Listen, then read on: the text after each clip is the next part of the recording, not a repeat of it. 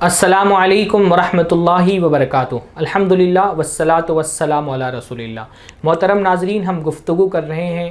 فتنہ ارتداد کے اسباب اور اس کے علاج کے موضوع پر۔ اب تک ہم نے 9 اہم اسباب کی نشاندہی کی ہے۔ آج کے اس ویڈیو میں انشاءاللہ تعالی ہم 3 مزید اسباب کی نشاندہی کر کے اپنی اس موضوع کا اختتام کریں گے۔ 10واں ایک بہت اہم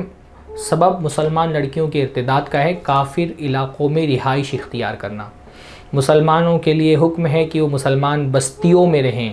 کافروں سے بہت زیادہ انٹریکشن نہیں ہو۔ لیکن ہمارے یہاں خاص طور پہ شہروں میں ایک مزاج یہ بن گیا ہے کہ آدمی 4 پیسہ کمانے لگتا ہے تو وہ سوچتا ہے میں پوش علاقے میں جاؤں، پوش علاقے میں رہائش اختیار کروں، اور ایسے پوش علاقوں کا وہ انتخاب کرتا ہے جہاں مسلمان کم ہوتے ہیں، برائے نام ہوتے ہیں، کافر بہت زیادہ ہوتے ہیں۔ تو جب ان علاقوں میں رہائش اختیار کرتا ہے تو پھر مسلمان لڑکیوں کا میل جول کافر لڑکوں کے ساتھ بھی ہوتا ہے، اور جب وہ میل جول ہوتا ہے تو پھر وہ میل جول عشق و محبت تک کے اور شادی تک بھی پہنچتا ہے۔ اس لیے ارتداد سے بچانے کے لیے اپنی نسلوں کو یہ بھی بہت ضروری ہے کہ ہم ایسے علاقوں میں رہائش اختیار کریں جو خالص مسلمانوں کے علاقے ہوں، جو خالص مسلمانوں کی بستیاں ہوں۔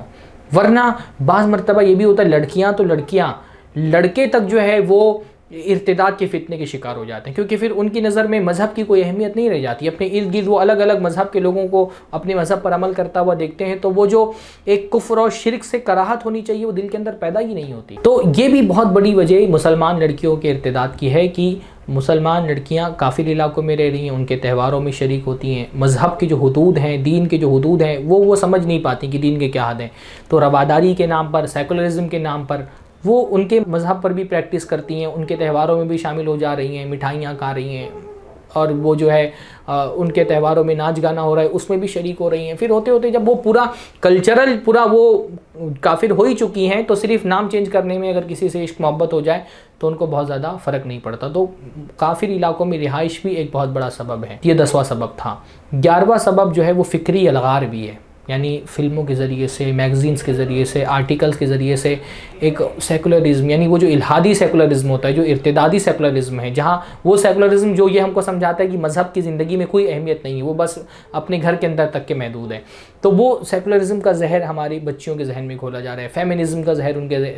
ذہن میں گھولا جا رہا ہے۔ تو یہ فکری الغار جو مسلسل ہو رہی ہے مسلمان قوم پر، خاص طور پہ مسلمانوں کے نوجوان پر، اور اس کا مقابلہ کرنے کے لیے جو انتظام ہونا چاہیے ہمارے پاس وہ انتظام نہیں ہے، اس کی وجہ سے بھی مذہب سے ہمارے بچیوں کا تعلق کمزور ہو جا رہا ہے، اور شکوک و شبہات ان کے دماغ میں بھر جا رہے ہیں، اور یہ شکوک و شبہات ان کو ارتداد تک لے کر کے جا رہے ہیں۔ اس لیے یہ سمجھنا بھی بہت ضروری ہے کہ ارتداد میں ہم کو اس فکری الغار کا بھی مقابلہ کرنا ہے۔ یہ جو جدید نظریات ہیں جو دین کو ہلکا بتانے اور دین کو غیر اہم بتانے کا کام کرتے ہیں اور دین کے غیر اہم ہونے کا تصور دماغوں میں ڈالتے ہیں، ان کا مقابلہ کیسے کیا جائے، فیمنزم کا مقابلہ کیسے کیا جائے۔ یہ جو سیکولرزم ایک نظریے کیسے، ایک تو سیکولرزم دستور کا سیکولرزم ہے، یعنی ہمارا قانون ہم سے یہ کہتا ہے کہ ہندوستان کی ساری عوام برابر ہے، وہ دستور کا سیکولرزم ہم اس کا انکار نہیں کرتے کہ ساری شہری برابر ہیں، ان کے حقوق برابر ہیں۔ لیکن یہ جو دینی سیکولرزم ہے کہ دین کی کوئی اہمیت نہیں ہے، دین صرف عبادات تک کے محدود ہے،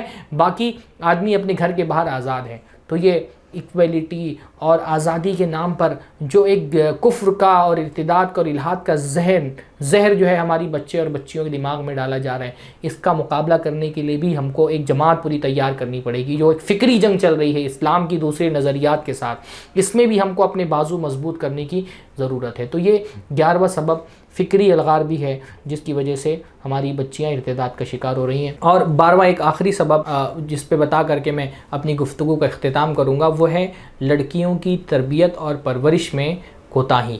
یعنی لڑکیوں کی تربیت بہت اہم ہے، اللہ تعالیٰ نے اس پر بہت ثواب بھی رکھا ہے، لیکن اس کے لیے بہت توجہ کی ضرورت ہے۔ تو وہ جو دیوسیت ہے نا ہمارے معاشرے کے اندر کہ باپ جو ہے اس کو فکر نہیں، میری بچی گھر سے باہر نکلتی ہے تو کہاں جاتی ہے، کن لوگوں کے ساتھ رہ رہی ہے، بھائی بے فکر ہے، کب آ رہی ہے لڑکی، کب جا رہی ہے، اسکول بول کر کے نکلی ہے تو اسکول پہنچی کہ نہیں پہنچی ہے، کسی بھی کالج میں ایڈمیشن کرا دی ہے، کالج میں ان کا فرینڈ سرکل کیا ہے، کس طرح کی گفتگو کرتی ہے، کیا مزاج ہے، کیسے کپڑے پہنتی ہے، حتیٰ کہ نقاب بھی پہن کے نکل رہی ہے تو پہنچتی ہے کالج تک تو نقاب میں پہنچتی ہے کہ نہیں پہنچتی ہے، یہ اس کو فکر نہیں ہے، باپ بھی بے فکر، یعنی دیوس کس کو کہا گیا؟ دیوس وہی آدمی جو اپنے گھر والوں میں فحاشی دیکھے اور کوئی پرواہ نہ کرے۔ اللہ کے فرمایا دیوس جنت میں نہیں جائے گا، تو وہی ہے، باپ ہے، بھائی ہے، اس کو کوئی فکر ہی نہیں اپنی بچیوں کے بارے میں، موبائل ہاتھ میں دے دیا ہے، کوئی فکر نہیں بچی کس سے رابطے میں، بہت سارے دینی گھرانوں میں نا موبائل بہت بڑی وجہ ہے لڑکیوں کے بگاڑ کی، کہ بعض مرتبہ یہ ہوتا ہے کہ تھوڑا سا دینی ذہن ہے تو لڑکی اگر باہر اکیلے نہیں جا سکتی ہے اور آڈ ٹائم پر باہر نہیں جا سکتی، رات میں باہر نہیں رہ سکتی، اتنا خیال رکھتے ہیں۔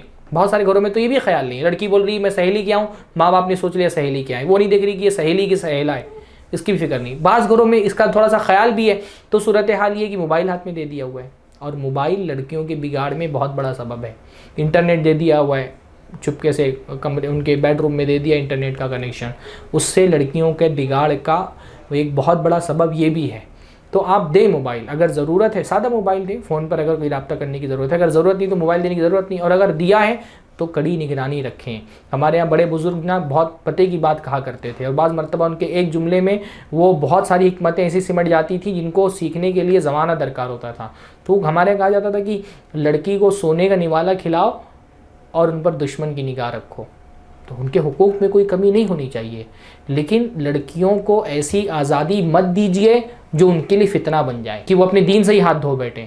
آزادی اور تعلیم دینے کے چکر میں پتہ چلا مسلمان ہی نہیں رہ گئی۔ تو لڑکیوں پہ نگاہ رکھیں، غیرت مند باپ بنیں،